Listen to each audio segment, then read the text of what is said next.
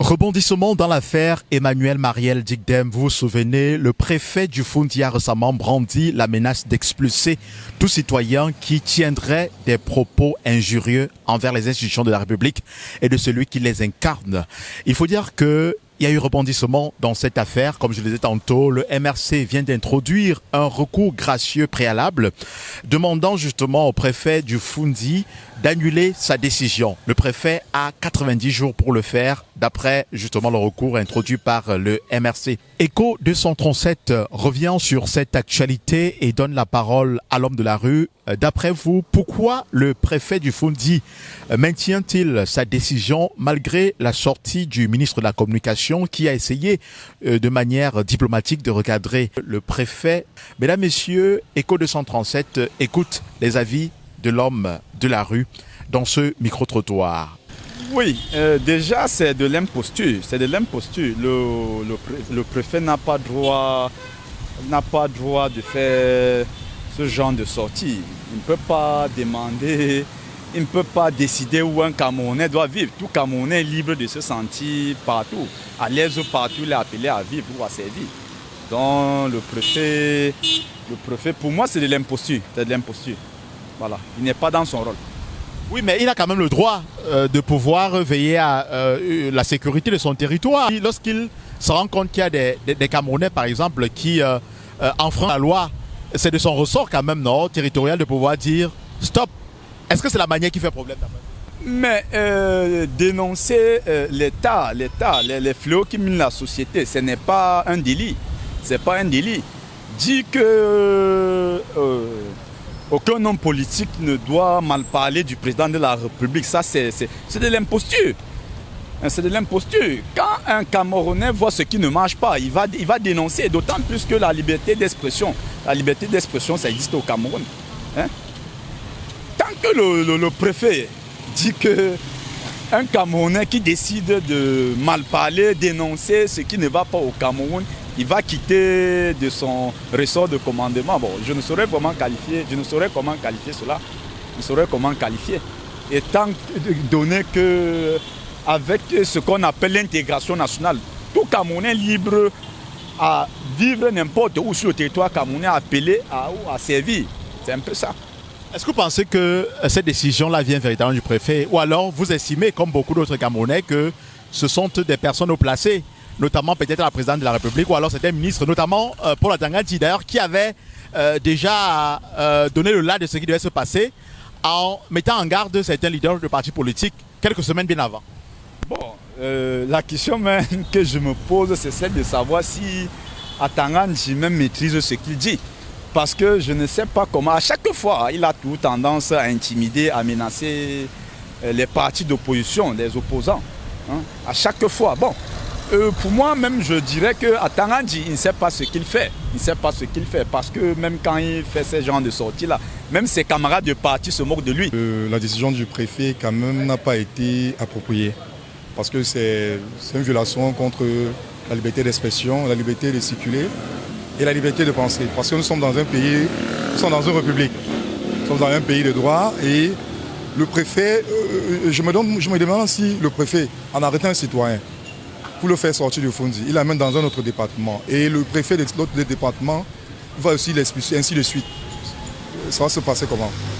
Donc ça veut dire qu'un Camerounais natif de Foundi qui ne pense pas comme le préfet serait expulsé dans son village et serait muselé. C'est ça le problème avec cette décision.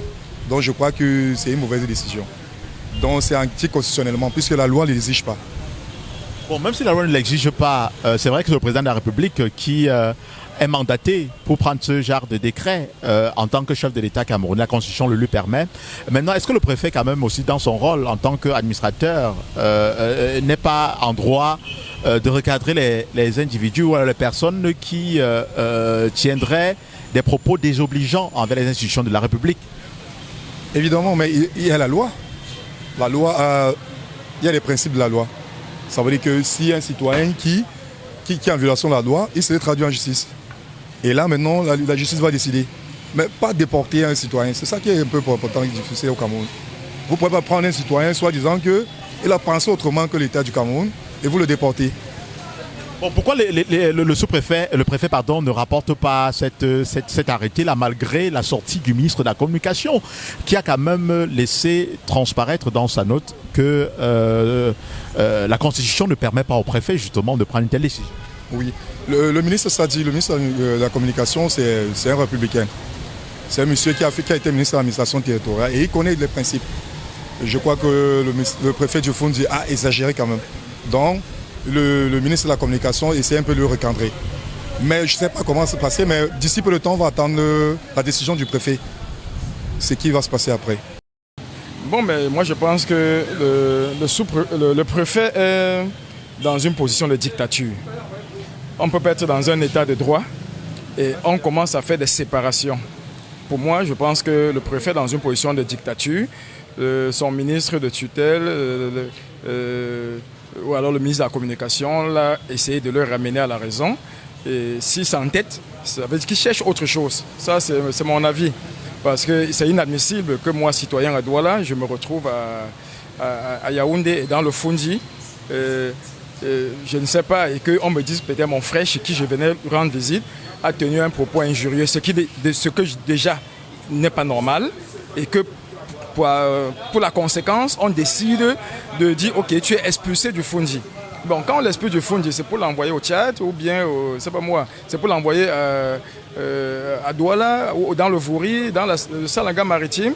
Quel autre préfet voudrait donc accepter quelqu'un qui a donc tenu des propos injurieux? Alors moi, je pense que ce n'est pas la solution. Alors le préfet devrait plutôt écouter ce que disent les autres et puis essayer de trouver la solution. Si quelqu'un a tenu des propos injurieux, je crois qu'il y a la loi. Voilà, on applique ce qui est formé dans la loi. Ce n'est pas qu'on va simplement dire on l'expulse de la zone. Ça, c'est mon avis. Bon, ça dépend du contexte dans lequel il est en train de dire. Critiquer, c'est normal. On critique, c'est pour avancer. Mais injurer, moi, je ne serais pas d'accord qu'un citoyen se met à injurier l'État ou le gouvernement ou quelqu'un d'autre, même un autre citoyen. Voilà. Mais critiquer, c'est normal. Ça, c'est mon avis. On peut critiquer sans injurer. Est-ce que vous ne pensez pas qu'il s'adresse, je vais dire dans son intention, le préfet du Fundi s'adresse particulièrement à certains leaders de partis politiques, pour prendre le cas du MRC et du PCR, Nkaba Libé, Maurice Kamto, parce que je vois pas un citoyen qui a quand même pu tenir des propos injurieux à l'endroit de l'institution ou alors de celui qui les incarne? Bon, c'est vrai que ça, je serais mal placé de pouvoir lire dans sa pensée. Forcément, il a des visées. Il a des visées, mais lui seul est bien placé pour savoir pourquoi il s'entête à ça. Ça veut dire qu'il a des visées pour certaines personnes ou pour certaines catégories de personnes. Voilà, moi je pense que c'est mon avis. Est-ce qu'on va dire que le préfet du Fundi est dans la logique d'Atagandi, Paul Atagandi, le ministre de l'administration territoriale, qui lui avait d'abord proféré des menaces et en mettant en garde ses leaders politiques par rapport justement à leur prise de position ou alors à leur discours? Mais le ministre Atagandi, c'est son patron. Donc en fait, je pense que pour qu'il fasse une telle action, il s'est sûrement rapproché de son patron. Donc il sait sur quoi il compte. Moi, c'est mon avis. Je suis étonné. Bon, ce sont les affaires du Cameroun. Vous savez, il se trouve que chacun a ses réseaux, peut-être à la présidence. Voilà, on a vu un ministre donner les instructions et que ça n'a pas marché. Le Premier ministre fut-il le chef du gouvernement. Ça s'est passé dans ce pays et les gens ont regardé tout ça. Vous voyez un peu? Alors, qu'est-ce que vous voulez qu'on dise dans ce Cameroun? Voilà un préfet, ça veut dire que moi, je suis dans le Fundi, il m'oblige à quitter, aller je ne sais pas où, peut-être à Bafang, aller où, voilà. Ça veut dire quoi? Qu'il est roi dans le Fundi? Ça veut dire qu'il est quoi dans le Fundi? Il est quoi? Franchement, ça c'est énervant ça. Mais à un moment donné, il faut que cela s'arrête. Il faut que ça s'arrête. Mais je me dis que, à mon humble avis, apparemment, c'est des gens qui ne sont pas du bon côté de l'histoire.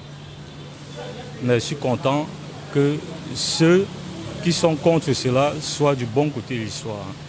Parce que le moment venu, apparemment, c'est les gens qui ont les agendas cachés. Qu'est-ce qui peut arriver dans la tête d'un préfet de prendre une telle décision? Et quand bien même un ministre sort un communiqué pour le revenir à l'ordre et il maintient cela, ça veut dire quoi? And what I would say is that I'm very grateful for this interview you are granting onto me. And what I would say is this: before a Dio comes out to say this type of thing, it is not as if it's the decision on his own. It is a system in place because he works under somebody, and for that reason, he must have had an instruction to do so. And maybe he's the first to do that, and others may follow. So I don't have anything to talk about what he has said, but I can tell you that it is a system. Normally, it is not the responsibility of a GO to take such a decision. It is the responsibility of the Minister of Territorial Administration to take that decision and pass. Yeah, for example, I cannot say the head of state because the head of state has to pass the instruction to the Territorial Administration to do that. And if he has done it as a GO, he must have got what is supposed to be done. Let's take, for example, what happened in the U.S. when a citizen shot Trump. If this Joe was in U.S., I'm sure he could have ordered that they should kill that person. Remember, some years past, Macron was being slapped in public by a citizen to show his annoyance to the system. But nothing so strange happened to him, and we, as Cameroonians, we did not learn from such an incident, and we have our own system where we can decide to say, no, don't say, no, say. Well, that is a system, as I earlier said. We look ahead and see what the future brings for us. Dans le recours gracieux préalable introduit par le MRC, il est indiqué que l'arrêté du préfet du Foundi viole les dispositions constitutionnelles et les prérogatives du Parlement. Vous avez eu dans ce micro-trottoir les avis des personnes rencontrées dans la rue qui se sont exprimées sur la question. C'est ici que nous mettons un terme à ce micro-trottoir réalisé avec le concours de Jenny Caillot. Mesdames, Messieurs, merci de nous avoir suivis. Je suis Thierry Caté, journaliste reporter pour le compte d'Écho 237. À présent, je vous invite à liker, à partager et surtout, n'oubliez pas de vous abonner abondamment sur notre page Écho 237 pour ne rien rater de nos prochaines publications. À bientôt.